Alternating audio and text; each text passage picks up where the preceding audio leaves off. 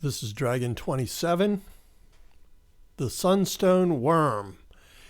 Now, I believe this is the first worm we've done, which is really, it's a dragon, but it has no appendages at all. So it really is just a snake of sorts, or at least that's the way I think about them. Now, with this guy, right away, I just wanted to throw some big, a sort of a big frilly kind of membrane going down his back there, a big fin, just to give me something to play around with. The gesture drawings that I did for these, I kept to a minimum. Just did those, I think, in under 3 minutes. Might have even been quicker than that. But, I kept them all pretty quick just to try and get the ideas down, to try and be spontaneous and not be sort of ruled by my own habits. And then I would come back for a second pass and tighten these drawings up. Now, once I got into tightening this guy up a little bit, he definitely suggested these sort of big ribbons of coil of his body going back in the distance. At first, I thought he could be another sea serpent, but I didn't want to. I wanted to stay away from that since we had already done one, and I thought, well, a desert worm might be a great way to break that up a little bit.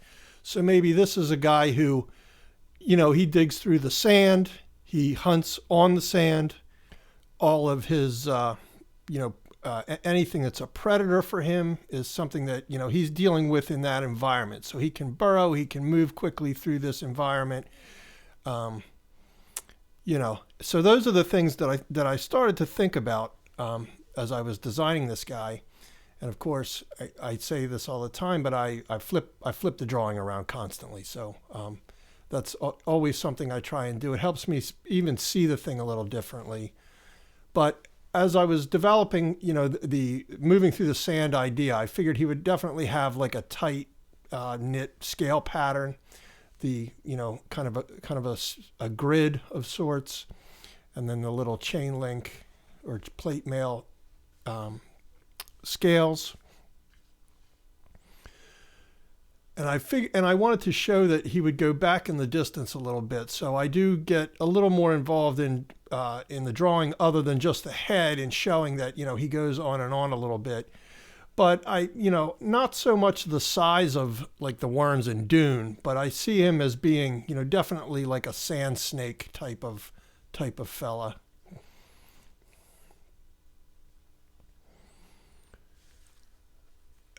In the word sunstone, also, if you look that up, there's some colors in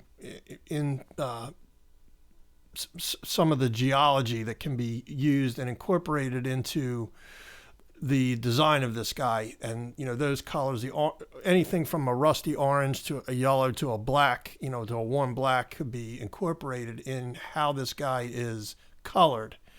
Now, again, and I've talked about this before, but I tend to think about them, as animals, and how would that affect their camouflage, their, ability to hunt, and all of this kind of thing.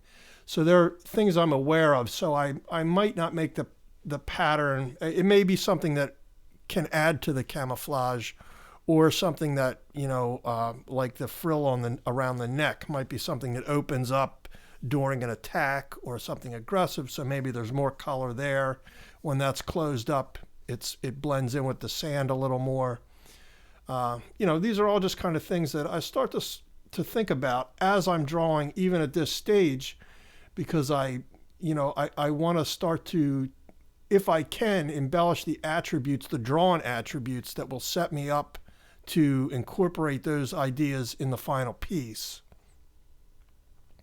Sometimes they work out and sometimes they don't too, though. I should say that. I mean, the best laid plans, sometimes still don't work. But it's all kind of, again, like this sort of, I describe it as kind of a drawing meditation that I do with these things. It's not about me necessarily trying to force this thing into creation, and that I have this idea going into it already. Many times I'm developing these ideas as I'm drawing, and letting the gesture drawing and some of the patterns and the things that develop, letting them sort of guide me in the process. Now, here that we've got a little further down the road, you can obviously see that this guy goes back around, and and it might be interesting to see him in an environment, something like Goblin Valley, or somewhere out in Utah or Arizona, that has that kind of reddish coloring to the rocks. Would be a neat thing. So there we go, the Sunstone Wyrm.